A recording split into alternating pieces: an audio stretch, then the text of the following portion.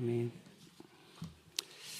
지금 같이 읽을 하나님의 말씀은요, 요한복음 1장 1절부터 14절입니다. 요한복음 1장 1절부터 14절입니다.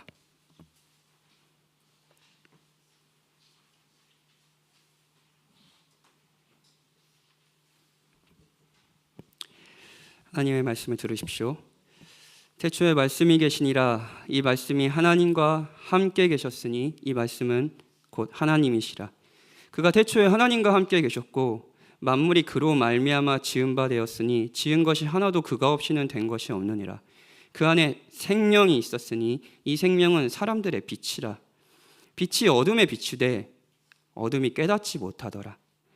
하나님께로부터 보내심을 받은 사람이 있으니 그의 이름은 요한이라. 그가 증언하러 왔으니 그 빛에 대하여 증언하고 모든 사람이 자기로 말미암아 믿게 하려 함이라. 그는 이 빛이 아니요 이 빛에 대하여 증언하러 온 자라. 참 빛 곧 세상에 와서 각 사람에게 비추는 빛이 있었나니 그가 세상에 계셨으며 세상은 그로 말미암아 지은 바 되었으되 세상은 그를 알지 못하였고 자기 땅에 오매 자기 백성이 영접하지 아니하였으나 영접하는 자 곧 그 이름을 믿는 자들에게는 하나님의 자녀가 되는 권세를 주셨으니 이는 혈통으로나 육정으로나 사람의 뜻으로 나지 아니하고 오직 하나님께로부터 난 자들이니라. 말씀이 육신이 되어 우리 가운데 거하심에 우리가 그의 영광을 보니 아버지의 독생자의 영광이요 은혜와 진리가 충만하더라. 아멘. 제가 지난주에 너무 앓는 소리를 많이 해서 오늘은 앓는 소리를 안 하기로 했습니다. 소그룹 마지막 질문이 그런 거였어요. 오늘 소그룹 나눔을 하면서 가장 진솔하게 자신의 고민과 이렇게 불편함, 불안을 이야기한 사람을 위해서 한 주 동안 기도하자라고 이렇게 얘기를 했는데 많은 주에서 우리 박현진 목사님을 위해서 기도하자라고 했다는 걸 들었습니다. 제가 제일 진솔했던 걸로 하고 이제 본격적으로 설교 시리즈를 시작하겠습니다. 기도해 주셔서 감사합니다. 오늘부터 저는 대화하시는 하나님이라는 큰 주제로 요한복음에 적혀 있는 예수님과 사람들의 대화를 살펴보려고 합니다. 요한복음을 저 굉장히 사랑하고요. 그리고 여러분들도 특히 복음서 중에 요한복음을 많이 사랑하고 요한복음을 통해서 하나님을 더욱이 깊이 알게 된 경험들이 한두 가지씩은 있을 겁니다. 여러분들이 가장 많이 알고 기독교 신앙이 없으신 분들도 한 번씩 들어봤던 성경에서 가장 유명한 말씀도 사실 요한복음 3장 16절이라는 말씀이고요.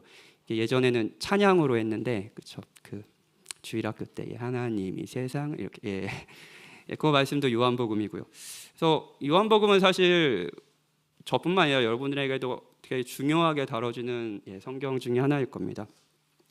그리고 요한복음은 여러 가지 방식으로 살필 수 있는데 제가 특별히 대화라는 주제를 주목하는 이유가 있습니다.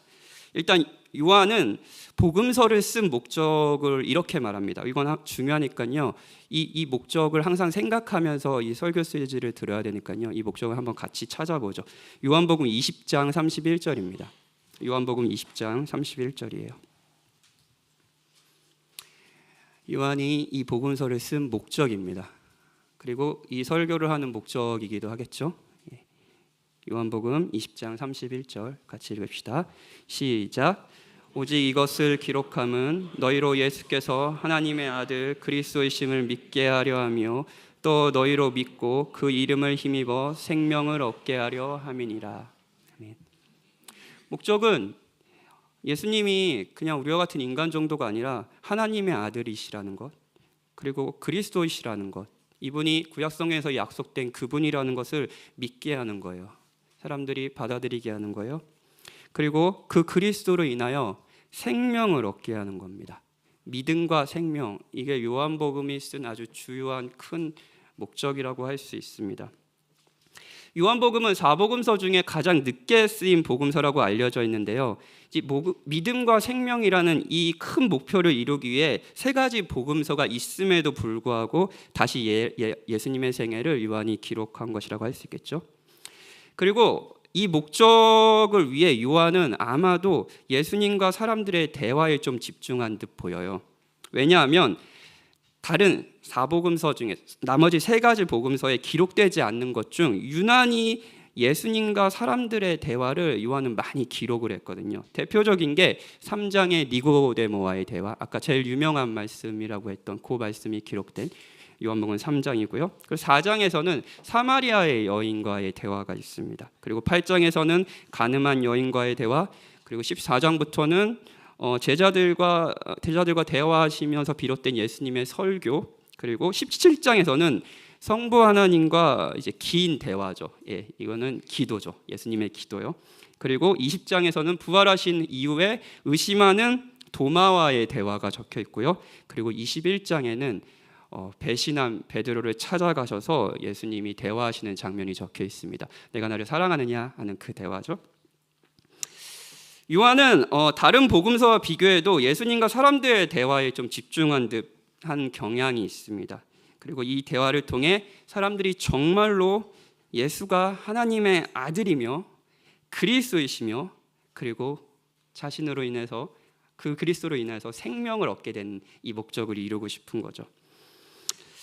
누군가를 더 잘 알고 관계가 깊어지는 과정에서 우리는 대화가 필요합니다. 대화가 필요해요. 제가 제 아내를 30살 때 만났어요. 30살 때 만났는데 첫 만남이 아직도 기억이 납니다. 이정규 목사님이 그 첫 이제 소개팅을 해주셨는데 처음부터 소개팅을 해준 것이 아니라 제가 이제 그때 이제 시광교에서 사역을 하기로 이렇게 결정이 되어 있었거든요. 그러니까 이제 제 아내와 목사님이 이렇게 신방을 하면서 앞으로 우리 교회에서 사역할 전도사님이니까 인사해라 하면서 저를 부른 거예요. 그리고 목사님은 이제 내가 소개시켜 주니까 좀 잘 입고 오고 이렇게 해 그래서 했습니다. 예, 지금도 기억해요. 너무 이뻤습니다. 일단 너무 이뻤고 제가 앉아서 밥을 먹으려고 하는데 손이 너무 떨리는 거예요. 손이 막 덜덜 막 떨렸습니다. 이정규 목사님도 제 손을 떠는 걸 보셨을 거예요. 보셨는데 이제 스파게티를 먹는데 스파게티를 이렇게 포크로 이렇게 해서 먹는데 너무 떨리니까 이렇게 막 떨고 있는 거예요. 예. 안타깝게도 아내는 정면에서 그 모습을 지켜봤습니다. 예. 아내가 그 모습을 회상하면서 뭐라고 했냐면 자기가 본 남자 중에 자기가 이제 한 28년 살았는데 자기가 본 남자 중에 가장 허약해 보였다. 예. 예. 이 사람은 움직이는 게 신기해 보였다. 그래서 그리고 이 사람이 사역을 한다고 하는데 그때 이제 아내가 약국과 관련된 뭐 일을 하고 있었거든요. 막 그러고 있었어요. 그래가지고 약 많이 먹여야겠다. 막 이런 생각을 했대요. 근데 이 사람이 손까지 떠는 거예요. 앞에서요. 확신한 거죠. 이 사람은 아픈 사람이다. 이 사람은 많은 돌봄이 필요한, 내가 돌봄을 받으려고 하는 사람이 아니다. 뭐 이런 생각을 한 거죠. 이것이 아내와의 첫 만남입니다. 그런데 이정규 목사님이 이후에 아니다, 그런 사람 아니다, 생각보다 건강하다, 나보다 건강하다, 이건 맞아요. 제가 이정규 목사님보다 건강합니다. 그런 사람 아니다, 생각보다 진지하고 좋은 사람이다, 막 이렇게 설득을 했어요. 그래서 설득을 해서 소개팅 날짜가 잡혔습니다. 점심 12시에 만났습니다. 이야기를 시작했습니다. 아내를요. 그리고 저녁 10시까지 이야기를 했습니다. 계속 대화했어요. 두 번째 만남에서도 원래 만남은 영화를 보자고 만난 거였습니다. 근데 아내가 저를 보자마자 이렇게 얘기했어요. 영화를 못 볼 것 같아요. 당신과 대화를 하고 싶습니다. 두려웠던 거죠. 이 사람을 검증하고 싶은 거죠. 예. 어쨌든 이 사람은 나에게 마음에 들어서 지금 10시간 동안 막 뻐꾸기를 날리는데 이걸 믿어도 되나. 예. 그래서 6시간 동안도 대화를 했습니다. 박현진에 대해서 알 수 있는 건 레스토랑에서 손을 덜덜 떠는 박현진의 모습이기도 하고요. 16시간의 대화이기도 합니다. 어느 것이 박현진일까요? 둘 다 박현진이죠. 둘 다 박현진이에요. 어느 것이 박현진을 더 많이 보여줄까요? 후자죠. 다행히 아내는 지혜로운 사람이었고 저는 결혼을 했습니다. 할렐루야. 그렇죠? 여러분 다 그렇게 결혼하셨잖아요. 속아서. 그렇죠? 요한은 대화를 통해 하나님에 대해 더 알 수 있고 대화를 통해 사람들이 오해하고 있는 하나님, 그래서 진짜 하나님이 어떤 분인지 알려주고 싶어 했습니다. 그리고 마지막으로 정말 자신이 말한 대로 그 하나님이 정말 그런 분이시라는 것을 증명한 모습들을 요한은 기록하고 싶었습니다. 제가 원하는 것도 이 시리즈 가운데 원하는 것도 이거입니다. 여러분 가운데는 하나님에 대한 오해가 있을 수도 있습니다. 하지만 이 대화를 계속 들으면서 하나님이 내가 이렇게 생각했는데 하나님이 이런 분이시구나 라는 것을 알게 되면서 그 하나님께 마음을 계속 돌리는 거죠. 이 설교를 통해서 우리는 단순히 하나님을 이미지, 손을 덜덜 떠는 이미지 정도로 보지 않고 대화를 통해 깊이 그분을 알아가기 원합니다. 그래서 전에 없던 믿음과 생명이 생기는 거죠. 이것이 이 설교 시리즈의 목표입니다. 오늘 우리가 읽은 본문은요, 요한복음의 서문이라고 알려져 있는 본문입니다. 그리고 서문에는 요한복음의 이제 쭉 21장까지 요한복음에 계속 나오는 주제들과 연관된 중심적인 단어가 계속 나옵니다. 말씀, 빛과 어둠, 생명, 독생자, 영광, 유, 하나님으로부터 나왔다, 뭐 이런 단어들이 계속 언급됩니다. 영화 예고편이 있어요. 근데 예고편에는 이 영화의 주요 장면, 주요 대사들이 나와서 사람들이 기대감을 높이잖아요. 예. 오늘 우리가 읽은 본문이 이런 역할을 하는 거죠. 영화 예고편 같은 역할이요. 그리고 무엇보다도 요한은 다른 것도 중요하지만 무엇보다도 요한은 예수님을 하나님의 말씀이라고 합니다. 말씀이라고 말합니다. 말이요, 말. 우리의 주제, 하나님이 대화하신다라고 말하는 셈이죠. 예. 오늘 본문은 이제 진짜 중요한 개념이 막 쏟아져 나와서 한 가지 개념들을 뭐 살피는 것만 해도 한 번의 설교가 될 정도인데, 저는 오늘 본문에서 말씀, 대화라는 주제에 집중하여 세 가지 대지로 설교를 하려고 합니다. 첫 번째, 예수님은 하나님의 말씀이시다. 두 번째, 사람은 이 말씀을 듣지 않았다. 세 번째, 말씀이 육신이 되셨다. 예. 먼저 예수님은 하나님의 말씀이시다라는 부분을 살펴보겠습니다. 1절에 보면 태초에 말씀이 계셨다라고 적혀 있어요. 말씀을 의인화하는 거죠. 정확히는 예수님을 성부 하나님의 말씀이라고 표현하는 겁니다. 왜 말씀이라고 했는지 이제 후에 살펴보겠습니다. 먼저 살펴볼 것은 이 말씀이 태초에도 계셨다는 거예요. 태초, 시간과 물질과 공간 뭐 이런 것들이 모두 시작되기 전 그때 말씀이 계셨다는 겁니다. 태초에 이건 뭐 창세기 시작을 좀 떠올리게 하는 구절이죠. 태초에 하나님이 천지를 창조하시니라라는 말씀이 바로 떠오르게 할 수 있는 말씀입니다. 2절은 반복이고요. 3절은 세상 모든 것이 이분으로 인해 이분이 아니고서는 만들어진 것이 없대요. 태초에 하나님이 천지를 창조하셨을 때 말씀이 이미 계셨습니다. 이 말씀은 창조물이 아닙니다. 모든 것이 존재하는 이유라고 말합니다. 박현진이 존재하는 이유요. 도우미 정도가 아닙니다. 예수님이 하나님이시다라는 것을 요한은 이런 방식으로 강조하는 셈이죠. 예수님이 단순히 인간이 아니라 우리와 같은 인간이 아니라 하나님이시다라는 것은 요한복음 전체에서도 아주 중요한 주제입니다. 앞에서 읽은 요한복음의 기록 목적 중에 예수가 하나님의 아들이심을 믿게 하려는 목적이 있다고 했잖아요. 그러니까 단순히 우리와 같은 인간 정도가 아니라 하나님이시다라는 것을 믿게 하는 거예요. 예. 그리고 예수님이 친히 이 요한복음에서 자신이 그냥 인간이 아니라고 주장하셨어요. 요한복음을 쭉 읽다 보면 이런 구절이 많습니다. 나는 뭐뭐시다, 나는 뭐뭐시다, 이런 구절들이 많아요. 대표적으로 나는 부활이요 생명이다, 뭐 나는 선한 목자다, 나는 빛이다, 나는 생수다, 이런 구절들이 요한복음에 계속 나오잖아요.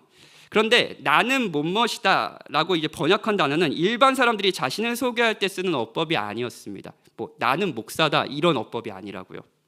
이 어법은 구약 성경에서 하나님이 자신을 소개할 때 쓴 어법이었어요. 그러니까 일반 사람들은 이 어법을 쓰면 신성 모독이라고 생각을 했습니다. 그 어법이 스스로 있는 자라고 번역한 출애굽기에 쓰여져 있는 그 단어입니다. 그 단어를 예수님은 쓰신 거죠. 그래서 우리가 여호와라고 호칭하는 이 단어를 예수님은 자신을 소개하는데 계속 쓰고 있는 겁니다. 예수님은 하나님이십니다. 이것이 요한복음의 아주 중요한 예수님에 대한 개념이에요. 그런데 동시에 요한은 하나님이신 예수님이 하나님과 함께 하셨다라고 이야기해요. 예수님은 우리와 같지 않고 하나님이 가지신 모든 본성적인 특성을 다 가지고 계세요. 생각해 봅시다. 전 사람이죠. 그리고 사람으로 가지고 있는 본성적인 특징을 제가 다 갖고 있습니다. 전 생명이 있고요, 뭘까요? 의지가 있습니다. 뭔가를 하려고 하고요, 말을 합니다. 사랑도 하고요, 먹는 걸 좋아하지는 않지만, 이정혜 목사님만큼 좋아하지는 않지만 저도 먹습니다. 어찌됐든, 그렇죠? 모든 사람은 이런 본성이 있습니다. 여기에 마이크가 있어요. 마이크에도 본성적인 특성이 있습니다. 이건 생명이 없어요. 의지도 없습니다. 누군가 켜줘야 돼요. 그리고 저와 마이크는 본성적인 특성에서 이제 구별됩니다. 그렇죠? 예수님은 하나님이십니다. 그래서 성부 하나님이 가지신 모든 본성에서 동일하십니다. 다 가지고 계세요. 하나님이 영원하시다고요? 예, 예수님도 영원하십니다. 하나님이 무한하시다고요? 예, 예수님도 무한하십니다. 예수님은 하나님이십니다. 그러면서도 저와 여러분이 인격적인 구별이 있듯이 성부 하나님과 예수님도 이런 구별이 있다고 이야기하는 거죠. 그래서 함께 하신다라는 표현을 쓰는 겁니다. 저와 여러분이 인간으로서의 본성은 같지만 이 자리에서 함께 하는 것처럼요. 그리고 조금 더 나아가서 함께 하셨다라는 것은 단순히 같은 공간에 이렇게 공존했다 정도가 아니라는 것을 기억해 주십시오. 친밀하고 인격적인 관계를 맺고 있었다라는 것을 의미해요. 영원전부터요. 성부 하나님과 성자 하나님은요, 서로를 향한 친밀함으로 서로를 받고 기뻐하셨습니다. 서로 소통하셨습니다. 이 소통에는 어떤 장애물도 없었습니다.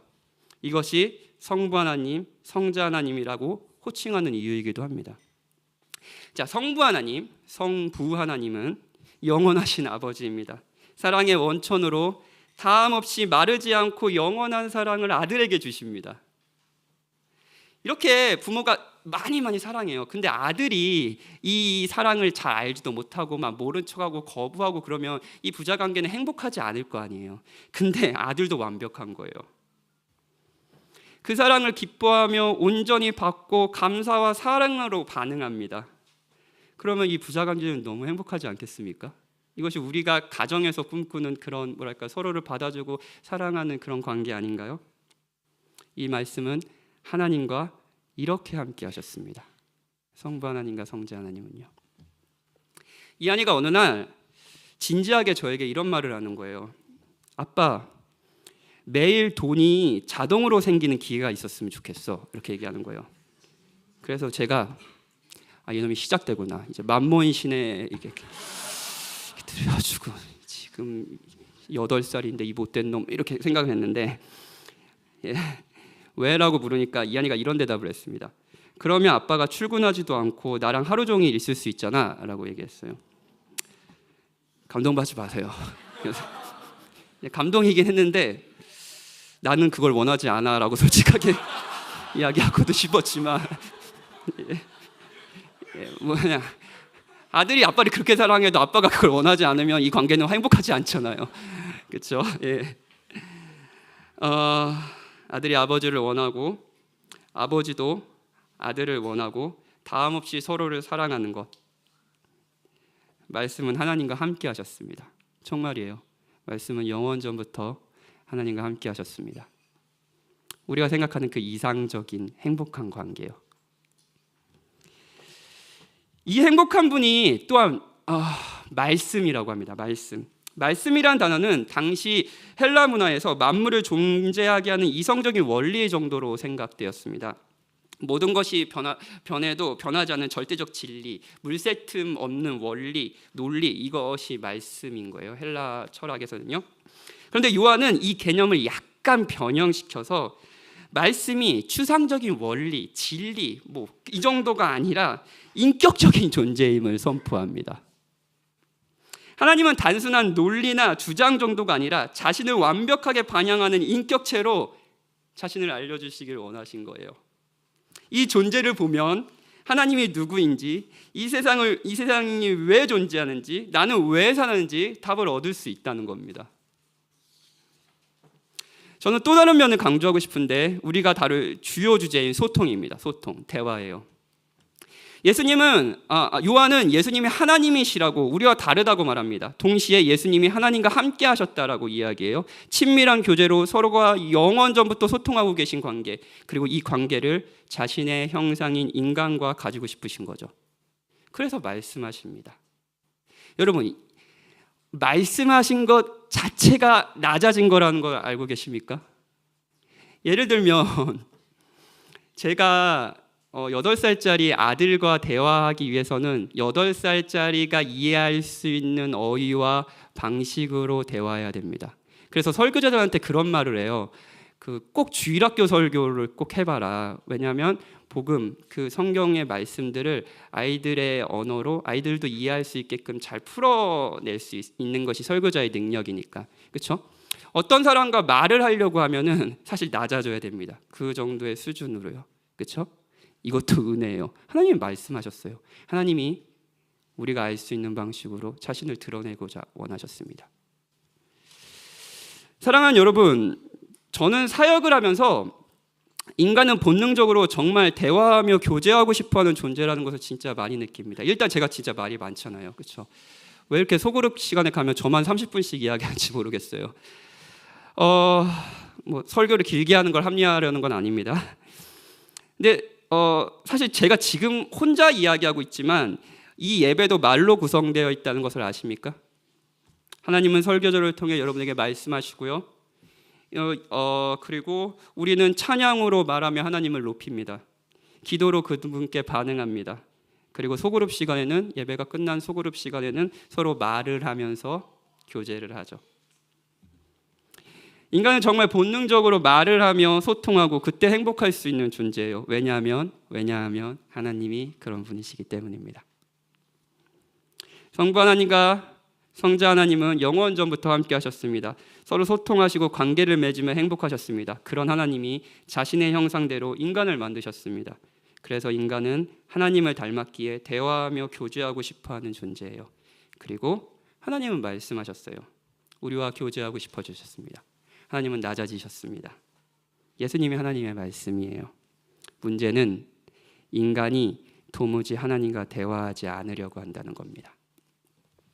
두 번째 대지입니다. 오늘 본문에서 반복적으로 나오는 한 가지 개념은 예수님은 하나님의 말씀이지만 사람이 이 말씀을 거부했다라는 겁니다. 5절이에요. 빛이 어둠에 비추되 어둠이 깨닫지 못하더라.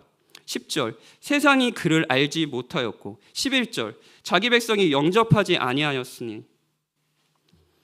이 구절들이 보여주는 것은 단순한 무지가 아니라 적극적인 거부였습니다.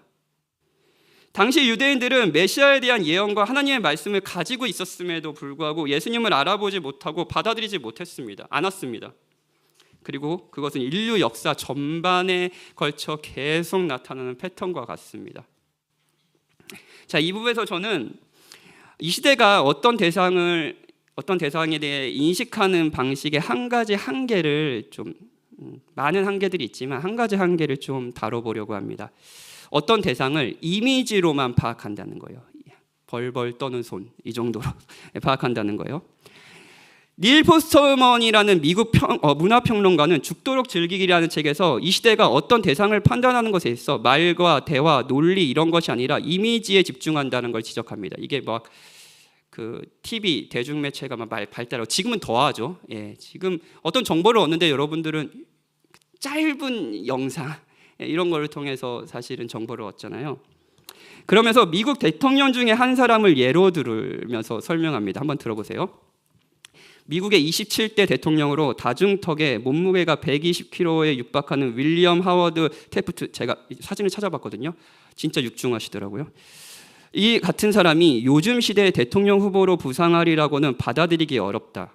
누구든 글이나 라디오를 이용해 자신을 알릴 경우 외모가 그 사람의 지성을 가로막는 일은 없다. 그러나 텔레비전에서는 보이는 게 전부다. 120kg 가까이 되는 비대한 사람이 연설하는 TV 영상은 이 언어를 통해 전달되는 논리적이고 정신적인 민감성을 쉽게 압도해버린다. 텔레비전에서는 공공 담론이 시각적 이미지를 통해 기능하는데 한마디로도 텔레비전이 우리에게 이미지로 말을 건다는 뜻이다. 정치 영역에서 이미지 관리자의 부상과 이에 따른 연설문 작성자의 쇠퇴는 텔레비전이 여타 미디어와는 다른 종류의 내용문을 요구한다는 사실을 입증한다. 텔레비전에서 정치 철학을 논할 수는 없다. 텔레비전의 의사전달 형식은 철학이라는 내용을 배제시킨다. 이 책을 보니까 링컨 시대에 대선 토론회를 하면은 10시간을 했대요. 예. 한 1시간씩 서로 얘기하고 그리고 막 반론 한 다음에 잠깐 쉬고 오세요. 그리고 저녁 먹고 오세요 하고 또 모이고 막 10시간을 했대요. 저랑 상아가 10시간을 대화한 것처럼. 예. 사람들은 이 대화를 통해 두 대선 토론자를 통해서 두 사람이 어떤 생각을 가지고 있는지, 어떤 사람인지, 어떤 지도자가 될지 파악한 거죠. 그런데 우리는 TV에 비친 모습으로 그 사람을 판단하는 시대, 그 사람은 이런 이미지야, 이런 사람이야 라고 정의하는 시대에 살고 있습니다. 이미지요, 이미지. 닐 포스트만 영상 매체가 발달하면서 사람들은 어떤 대상에 대해서 논증하고 논증에 대해 비판하고 토론하는 능력을 상실하고 있다라고 말합니다. 그냥 보이는 것으로 그 대상에 대한 정보를 얻고 끝나는 거죠. 제가 아내와 있었던 예화로 돌아가 볼게요.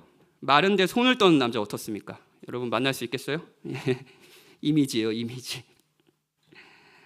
언젠가 이제 한번 저를 처음 만난, 이제 제가 대학생 때 처음 만난 목사님이 처음 만났어요. 근데 그 목사님이 저를 처음 보자마자 이렇게 대답하시는 거예요. 인사도 안 하시고 처음 딱 보자마자 식사하는 자리였는데 착 쳐자마자 저한테 예민하죠? 이렇게 물어보시는 거예요. 아직 기억하는 거 보니까 예민하고 하긴 한데. 예. 예. 그래서 제가 그 말을 딱 듣고 어떤 생각을 하냐면 난 목사는 절대 하지 말아야겠다라는 생각을 했는데 목사가 돼버렸습니다. 저는 어떤 사람인가요? 여러분은 어떤 사람입니까? 하나님은 어떤 분이신가요? 이 부분에서 우리가 하나님을 어떻게 생각하는지 살펴보고 싶습니다. 만약 여러분이 하나님을 뉴스에서 보는 타락한 목사, 회사에서 만나는 이기적인 신자로 보고 있다면 물론 이 모든 것이 하나님과 무관한 것은 아닙니다. 그런데 만약 이런 것으로 하나님을 정의한다면, 하나님은 이런 분이셔라고 정의한다면 여러분은 하나님을 이미지로 보고 판단하는 것일 수도 있습니다. 저 육중한 사람은 대통령이 될 만큼 지혜롭고 이성적이지 않을 것 같다라고 판단한 것 같지요. 여러분 너무 빠르게 판단하는 건 아니신가요? 십계명 중에서 우상을 만들어 섬기지 말라는 2계명이 있습니다. 이 계명은 이런 것을 의미합니다. 하나님을 믿어요. 하나님, 살아계시고 존재하신다는 하나님을 믿습니다. 그런데 믿는 하나님이 진짜 어떤 분이신가는 사실 관심이 없습니다. 하나님과 대화하려고 하진 않아요. 그분의 말씀을 들으려고 하진 않습니다. 그분의 말씀을 들을 필요도 없습니다, 사실. 하나님은 이런 분이시면 좋겠다라는 우리의 갈망만이 있습니다. 그리고 그 바람을 가지고 하나님을 만들죠. 우상이에요. 그러면서 그 우상을 하나님처럼 섬깁니다. 이미지화해서요. 가장 대표적인 장면이 이스라엘 백성이 광야에서 금송아지를 만들어서 하나님이라고 섬긴 겁니다. 금과 송아지는 번영과 풍요로움을 상징했습니다. 그 당시. 이건 이스라엘 백성이 원하는 하나님이었고 그래서 이미지를 만들어버린 거죠. 하나님은 말씀하셨습니다. 이 말씀을 통해 우리는 하나님을 알 수 있습니다. 하나님은 그토록 낮아지셨습니다. 그런데 관심은 없어요. 그래서 사람에게 하나님은 그저 이미지 정도로만 나와 있습니다. 사랑하는 여러분, 하나님의 말씀을 듣지 않아도 이스라엘 백성이 끊임없이 우상을 만들고 섬기고 했다는 것을 아시나요? 이미지를 계속 만들었습니다. 이게 구약의 역사입니다.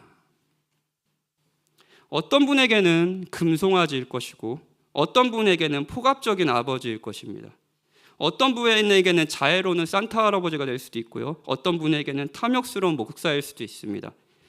이것이 빛이 어둠에 빛이 돼 어둠이 깨닫지 못하였고 세상이 그를 알지 못하였고 영접하지 않았습니다. 라는 하나의 측면입니다. 저는 여기서 한 가지 더 이야기하고 싶어요.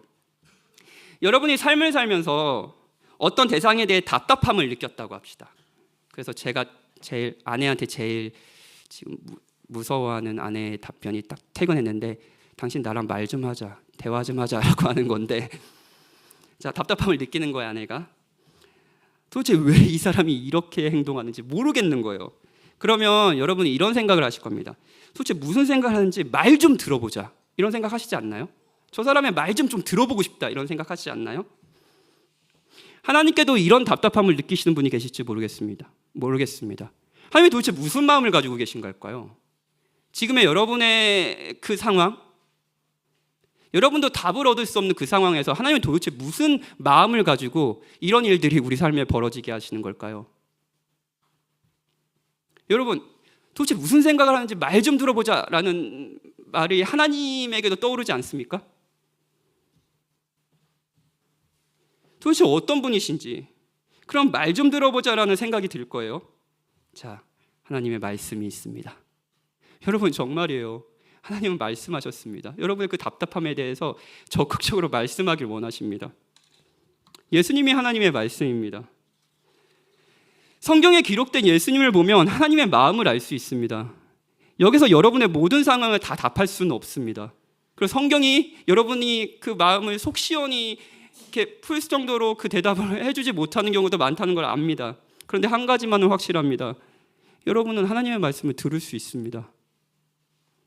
앞으로 매주 예수님의 대화를 통해 여러분의 각 상황에 하나님께서 자신의 말씀을 통해 여러분과 대화해 주시기 바랍니다. 이것이 이 설교 시리즈의 목적이에요.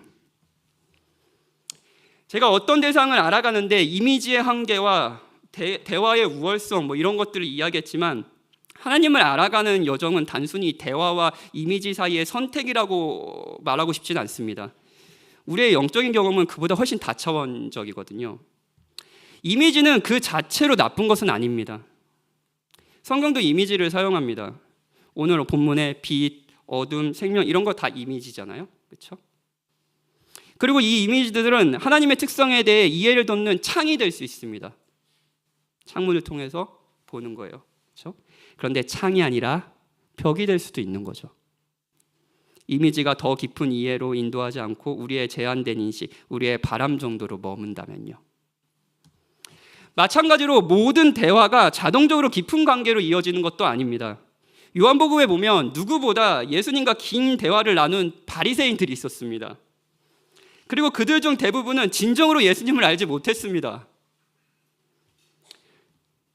오늘 설교에서 대화라고 하는 것은 그냥 단순히 말의 교환, 정보의 전달 이 정도가 아닙니다. 그 이상이 필요해요. 그 이상이 필요합니다. 정말이에요. 그 이상이 필요합니다. 사랑하는 여러분, 하나님의 말씀을 거부하는 인간의 상태는 단순한 오해나 무지의 문제를 넘어섭니다. 그것은 관계의 단절, 하나님과 인간 사이의 근본적인 사이의 간극을 나타내요. 자, 누군가 여러분에게 잘못을 했다고 합시다. 작은 잘못을 했어요. 그러면 그 사이에 간극이 생길 거예요. 근데 이 작은 잘못이면 미안해라는 사과 그 한마디로 이 간극이 확 메어질 수도 있습니다. 그렇죠? 다시 관계를 맺고 사이좋게 지내는 거죠. 그런데 미안해라는 한마디로 해결되지 않는 간극이 생기는 문제도 있지 않습니까? 이 문제를 내가 지금 용서하지만 계속 평생 용서해야 될 것 같아라는 그런 주제는 여러분들 있지 않나요? 만물이 그로 말미암아 지어졌고 그가 없이는 된 것이 없습니다. 그런데 그분을 자기 마음대로 정의한다는 것, 그리고 그분이 자신에 대해 알리려고 했을 때 귀를 닫는 것은 단순히 어리석은 것을 넘어섭니다. 어리석으며 동시에 악합니다. 간극이 생겼어요. 우리로서는 해결할 수 없는 간극이죠. 그런데 16절을 보면, 오늘 우리가 읽진 않았지만 16절에 보면 우리가 다 그의 충만한 데서 받으니 은혜 위에 은혜로라 라고 얘기합니다. 은혜가 있어요. 아까 사실은 하나님이 말씀하신다는 것 자체가 은혜라고 말씀드렸습니다. 하나님이 낮아지신 거잖아요. 하나님이 우리가 이해할 수 있는 방식으로 당신을 보여주시고자 하신 거잖아요. 그런데 그 은혜에도 사람들은 하나님을 거부했습니다. 많은 선지자를 보냈어요. 근데 사람들은 귀를 닫아버렸습니다. 그래서 이 은혜, 하나님이 말씀하신다라는 것, 이 은혜 위에 은혜가 필요합니다. 하나님께서 간극을 메우기 위해 주도적으로 행동하셨다는 은혜. 마지막 대지로 넘어가죠. 요한복음 1장 14절은 간극을 메우기 위해 하나님이 하신 일이 무엇인지 적혀 있습니다. 말씀이 육신이 되셨다는 거예요. 육신은 하나님과 구별되는 피조물로서 인간이 가진 모든 특성을 말합니다. 예수님은 하나님이세요. 피조물이 아닙니다. 그런데 이 하나님이 우리와 같이 되셨습니다. 흉내낸 정도가 아닙니다. 정말 되셨습니다. 처음 부분으로 돌아가죠. 예수님은 하나님이십니다. 태초부터 계셨습니다. 시간 안에 계시지 않았어요. 그런 분이 시간 안으로 들어오셨습니다. 모든 것이 존재한 이유인 분이 피조물이 되셨습니다. 모든 것을 다스리는 분이 부모의 돌봄이 아니면 생존하지 못하는 존재가 됐습니다. 어떤 나무의 열매를 맺게도 하고 열매를 맺지 않게도 하실 수 있는 분이 열매를 먹지 않으면 죽는 존재가 되셨습니다. 취약해지셨어요. 자, 여러분, 어떤 대상과 진솔하게 소통을 원해요. 소통을 원한다고 합시다. 그런데 두 대상 간에 어떤 차이가 있습니다. 이걸 차이라고 표현하지, 높낮이라고 표현하나? 그렇게 있어요. 그런데 소통을 원한다면 높은 사람이 낮아져야 됩니다. 아까 하나님이 하셨던 것처럼 높은 사람이 낮아져야 됩니다. 예를 들어 설명할게요. 제가 탁구를 막 이제 하는데, 탁구 좋아하는데 탁구를 처음 치는 사람이라고 생각해 봅시다. 처음 쳐요. 그런데 이태유 형님이 오셨나요? 예, 이태유 형님이 그 탁구장에서 한 4년 동안 레슨을 받았습니다. 진짜 잘 쳐요. 막 드라이브, 막 스매싱 막 다 때려요. 다 해요. 근데 감사하게 이태유 형님이 탁구를 처음 시작한 이 초짜와 소통을 하기 원한다고 합시다. 소통을 하기 원한다. 같이 시간을 보내기 원한다 해요. 그러면 어떻게 해야 되죠? 스매싱 치면 되나요? 스매싱 치면 전 너무 재미없잖아요. 예. 드라이브 막 해도 되나요? 막 서브 막 회전 넣고 그래도 되나요? 아니요. 처음에 어떻게 해야 되죠? 똑딱. 어제 처음 탁구 배우신 우리 자매님들 계시죠? 어떻게 하셨어요? 똑딱 하셨죠? 재미없게 해야 됩니다.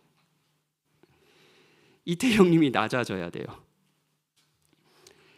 하나님은 정말 여러분을 원하셨습니다. 그래서 우리와 같이 낮아지셨습니다. 탁구의 비유는 사실은 하나님의 이 낮아지심을 너무 작게 비유하는 비유에 불과합니다. 하나님이 취약해지셨습니다. 이것이 말씀이 육신이 되었다는 거예요. 그토록 하나님은 여러분과 대화하고 싶어 하셨습니다. 여러분을 원하셨습니다. 여기서 멈추지 않습니다. 말씀이 육신이 되어 우리 가운데 거하셨어요. 거하셨다라고 번역한 단어는 원어 의미를 조금 살려서 번역하면 장막을 치셨다. 이것도 몇 번 들어서 잘 아시죠? 텐트를 치셨다라는 것을 의미해요. 그리고 이것은 사실 구약 성경 이것이 무슨 의미인지를 알려면 구약 성경의 배경이 좀 필요합니다. 이스라엘 백성에게는 성막이라는 특별한 천막이 있었습니다. 그리고 이 선막은 회막이라고 불리기도 했어요. 회막, 만나는 장소예요. 하나님은 이 성막에서 이스라엘 백성과 소통하길 원하셨습니다. 만나길 원하셨어요. 이 세상을 만드시고 그 크신 분이 이 작은 세상에 이스라엘이 볼 게 뭐가 있어요? 예? 그 옆에는 만약 큰 나라를 선택하려면 애굽도 있고, 예. 그 옆에 큰 나라들은 많았습니다. 근데 아무 보잘것없는 이스라엘이란 나라를 선택하셨습니다. 그리고 그들과 만나기 원하셨습니다. 그게 성막이에요. 만나는 청막인 거죠. 그런데 이 성막에서 한 일이 뭔가 하냐면 제사입니다. 제사예요. 어떤 사람이 있어요. 이 사람이 흠없는 재물을 가져와서 안수합니다. 그리고 이 재물은 죄인을 대신해서 죄값을 치릅니다. 죽는 거예요. 그렇게 하나님과 관계를 맺는 거죠. 이거는 어떤 것을 백성들에게 가르치려는 의도가 있었냐면 하나님과 관계를 맺기 위해서는, 소통을 하기 위해서는, 내가 너의 하나님이 되기 위해서는 간극을 메우기 위한 희생이 필요하다는 것을 보여주는 것이었죠. 이게 성막이에요. 말씀이 육신이 되셨습니다. 우리와 같이 되셨어요. 취약해지셨습니다. 여기에서 멈추지 않고 우리 가운데 장막을 치셨습니다. 그분이 성막이 되셨어요. 하나님과 우리가 만나는 장소가 되어주셨습니다. 그리고 이 안에서 하나님이 죄인과 간극을 스스로 메우기 위한 일이 벌어집니다. 우리의 죄로 그리스도가 죽으시는 거예요. 그리스도가 하나님의 말씀으로 우리에게 하신 일은 우리와 같이 되셨다 정도를 넘어섭니다. 이것도 엄청난 거죠. 어느 신이 인간을 사랑해서 인간과 같이 됩니까? 이것도 엄청난 은혜인데, 그리스도는 어리석을 뿐 아니라 악한 우리들을 위해 그 간극을 메우기 위해 죄의 값을 자신이 치르셨습니다. 말씀이신 하나님은 취약해지신 말씀일 뿐만 아니라 우리를 위해 죽으셔서 우리를 용서하신 말씀입니다. 하나님은 자신을 알리기 위한 말씀으로 어떤 이론 정도를 가르친 것이 아닙니다. 다시 한번 말씀드리지만 존재를 보내셨습니다. 우리는 하나님이자 사람이신 이분을 보며 하나님을 알 수 있습니다. 그때 우리는 하나님의 영광을 봅니다. 이것은 하나님의 영광일 뿐 아니라 그분의 독생자 유일하신 아들의 영광입니다. 이 영광을 통해 은혜와 진리가 충만합니다. 이 교회예요. 진리뿐 아니라 하나님이 은혜로운 분이시라는 것을 알게 됩니다. 은혜 위에 은혜요. 자격 없는 자에게 대가를 요구하지 않으시고 사랑해 주시는 분이라는 것을 우리는 그리스도를 보며 알고 하나님을 찬양하게 되죠. 어떤 분들은 십자가, 대속 이런 개념이 와닿지 않는다라고 할 수도 있을 것 같습니다. 그런데 여러분, 문제를 가진 이들을 사랑한다고 할 때 헌신적인 교환이 있다는 것도 아십니까? 낮아지는 것 이상이에요. 그냥 낮아지는 것 이상으로 교환이 필요합니다. 설명해 볼게요. 정신적으로 안정되고 행복한 이 일을 여러분들이 사랑한다고 해봐요. 그럼 여러분은 크게 힘이 들지 않을 겁니다. 정서적으로 온전하다면요. 그런데 우리가 사랑하려는 사람이, 우리 아내와 남편이 혹은 우리 아이가